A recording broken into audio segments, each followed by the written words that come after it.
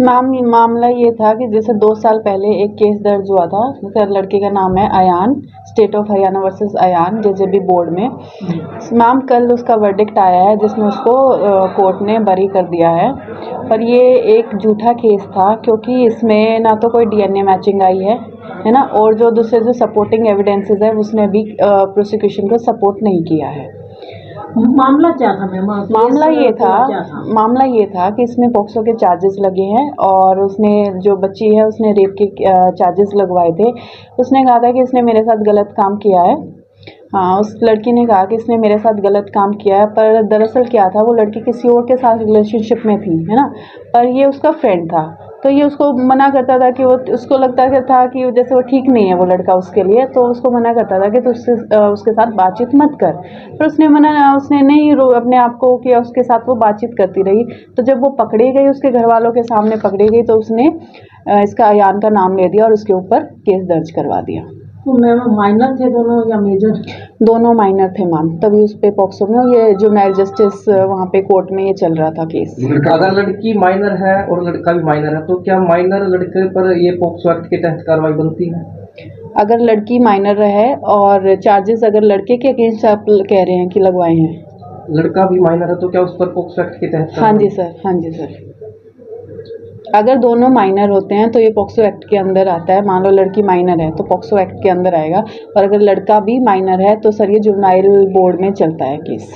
तो ये जो जब केस इस पर दर्ज हुआ था उस समय किस आधार पर इसे सजा दी गई? सजा मिली थी या नहीं मिली थी? मतलब मिली थी तो क्या? नहीं मैम, जब ये केस दर्ज हुआ था, असल में क्या होता है, जब कोई भी केस एफआईआर लॉन्च होती है, जैसे मेजर ऑफेंसेस है, जैसे मर्डर हो गया, रेप हो गया, है ना, तो ये हीनियस क्राइम में आते हैं।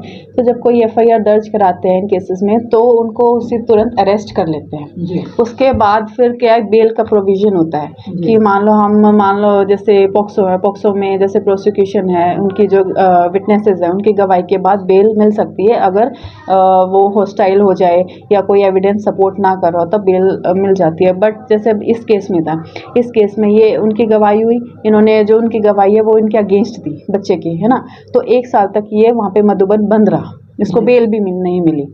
1 साल के बाद इसको बेल मिली और अब 2 साल के बाद जाके अब ये बरी हुआ है। क्या लड़की का कोई मेडिकल करवाया गया था जिसमें डीएनए मैच हुआ, जिसके आधार पर इसे 1 साल तक रखा गया? जी सर, इसका मेडिकल पेंडिंग था, तो जब पेंडिंग था इसी कारण इसको 1 साल तक बेल भी नहीं मिली, क्योंकि जजेस को भी ये लगता है कि क्या पता पॉजिटिव आ जाए और हम इसको बेल पे छोड़ दें और ये भाग जाए, तो इसीलिए सर ये पेंडिंग के कारण ही इसको बेल नहीं मिली। लड़की की मेडिकल रिपोर्ट में क्या आया? लड़की की मेडिकल रिपोर्ट में सर उसमें पॉजिटिव आया है, पर जो डीएनए रिपोर्ट आई है वो हमारे बच्चे की नहीं है, एक्यूज्ड की नहीं है, अयान की। तो इसलिए इस बात से ये होता है कि उसका रेप हुआ है, ऑफेंस हुआ है, पर हमारे बच्चे ने नहीं किया। इस पर ये झूठा है और इसी चीज़ से ये साबित भी होता है कि ये केस झूठा है। यानी कि ये कहा जा सकता है कि लड़की ने अपनी सहमति से किसी साथी के साथ? हाँ जी सर, जो मैंने अभी थोड़ी देर पहले भी बताया था वो किसी और के साथ रिलेशनशिप में थी, वो हमें नहीं पता किसके साथ थी, ना हम उस चीज़ पर जिक्र करना चाहते हैं, पर हमने नहीं रेप किया है। मैडम, आपके अनुभव के या प्रैक्टिस के आधार पर पूछे तो ये कहा जा सकता है कि कहीं ना कहीं लड़की के माँ बाप को जरूर पता होगा कि इसने संबंध किसके साथ बनाए हैं, ऐसा हो सकता है, लेकिन इसे नहीं बताया है। जी, जो उनके माँ बाप है, अगर हम उसकी गवाही के अगर मैं बताऊं आपको, तो उसके माँ बाप ने ये अपनी गवाही में भी बोला है कि मुझे एतराज़ था कि अयान जो इसमें ये एक्यूज था, है ना, कि ये उसके साथ दोस्ती रखता था और हमें इस दोस्ती से एतराज़ था। ये दोस्ती इसलिए थी क्योंकि इनकी आपस में एक नॉर्मल फ्रेंडशिप थी और ये उसको मना करता था जिसके साथ वो रिलेशनशिप में थी कि आप उससे ज़्यादा बातचीत मत करो और उससे थोड़ा दूर रहो। दोनों पक्षों की कभी आपसी सहमति की भी बातचीत हुई? नहीं सर, कभी नहीं हुई आपसी सहमति की बात नहीं। शायद पहले वैसे नहीं हुई जहाँ तक मुझे पता है, पर पहले हुई होगी तो शायद पैसे ज़्यादा मांग रहे थे, तो हमने, जब हम सच्चे थे तो हमने उसमें कॉम्प्रोमाइज़ नहीं किया। ये लड़का बरी हो चुका, अब दूसरे पक्ष पर क्या कार्रवाई कर सकती है जिसने आरोप लगाया? सर उसमें हम कंपनसेशन के लिए एप्लीकेशन लगती है और 182 के भी सर उसमें प्रोविज़न है, जिसमें अगर कोई झूठा केस दर्ज कराता है तो सर उसके लिए भी हम एफआईआर करा सकते हैं। इसमें उन पर कार्रवाई क्या हो सकती है? अब यदि यहाँ क्या होनी चाहिए आपके आधार पर जो आप ये केसेस देखती हैं? सर उनके हम ऐसे तो कोई 182 का ही है जो हम प्रोविज़न है, जो उसको हम मतलब एक तो इसमें ये होता है 182 में क्या होता है, अगर कोई भी झूठा केस दर्ज कराता है तो उसके खिलाफ कोर्ट है कार्रवाई करती है और उसको सर पनिशमेंट भी है इसमें 3 साल तो आपका पक्ष जाएगा कार्रवाई के लिए? जी सर ज़रूर, और सर मैं कंपनसेशन भी दिलाऊंगी। कोर्ट ने क्या कुछ कहा इस मामले में? सर मैं कोर्ट के लिए श्री पुनीत लिम्बा सर के मैं आभारी हूँ कि इसमें सर सिर्फ हमारी जीत नहीं है, इसमें कोर्ट की भी जीत है जिसने सच को पहचाना है और एक जो निर्दोष बच्चा है उसके मतलब भविष्य को अंधकार में जाने से उन्होंने बचाया है। उसकी मैंने सर पिछले 2 साल से हम उसके इस निर्दोष बच्चे की हक की लड़ाई लड़ रहे हैं और शायद आज मेरी मेहनत सफल हुई है कि मैंने किसी एक निर्दोष को न्याय दिलाया है। बच्चे से मिल गया? हाँ जी सर, बच्चे से मिल। क्या मानसिक स्थिति?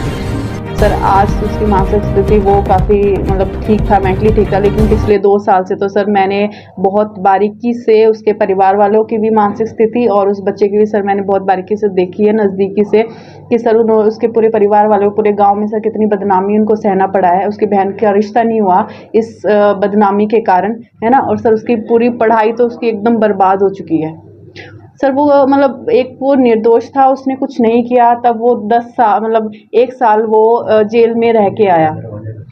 तो पहले वो क्रिमिनल ना होते हुए भी वो क्रिमिनल बन गया। तो कानून के लचीलेपन ने एक परिवार को शर्मिंदगी का एहसास करने में मजबूर कर दिया, क्या यही कहेंगे? जी अगर मैम, हमारा बिल्कुल। कानून लचीला ना हो तो शायद ऐसी स्थितियां पैदा ना हो। हाँ जी, जी मैम, कानून की भी इसमें कोई वो मैं ये नहीं कहूँगी कि कानून लचीला नहीं मैम, मेन होता है कि वो हमारे ऊपर है। कानून में कोई कमी नहीं है ना, कानून में कोई कमी नहीं है मैम।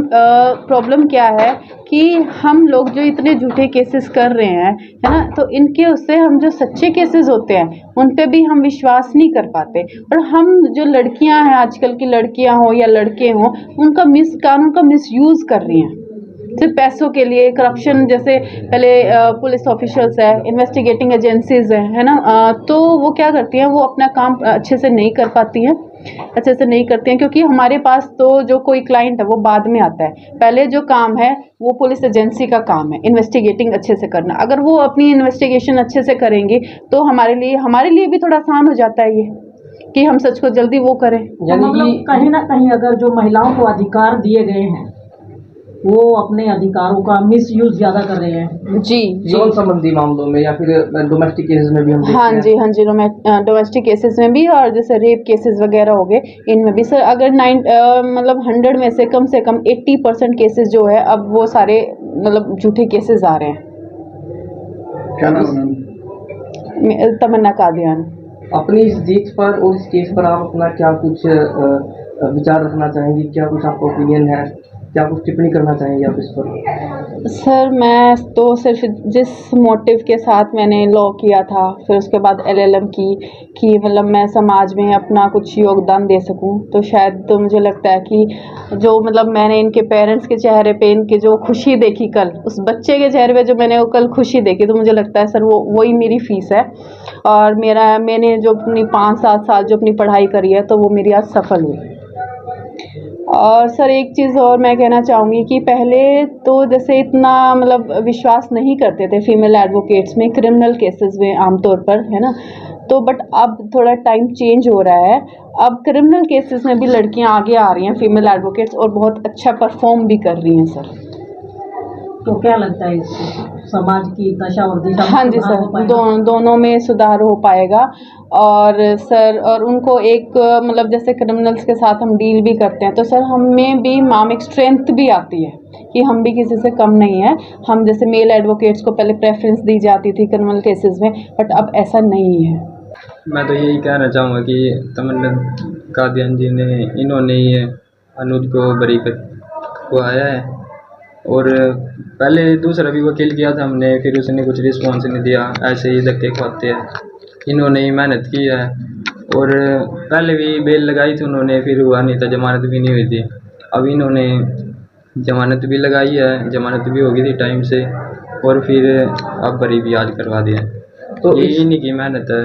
इस खुशी को कैसे व्यक्त करेंगे आप? अब 1 साल वो वहाँ पे जेल में भी रहा, उसमें उसका टाइम भी ख़राब हुआ, वो मानसिक तौर से भी मतलब उसमें भी दिक्कत आई है थोड़ी उसको, और पढ़ाई भी अब उसकी छूट गई वहाँ जाने के बाद। ये मामला कितना पुराना है, कब का है? ये 2 साल पुराना है जी। कब की बात है, कौन से महीने की?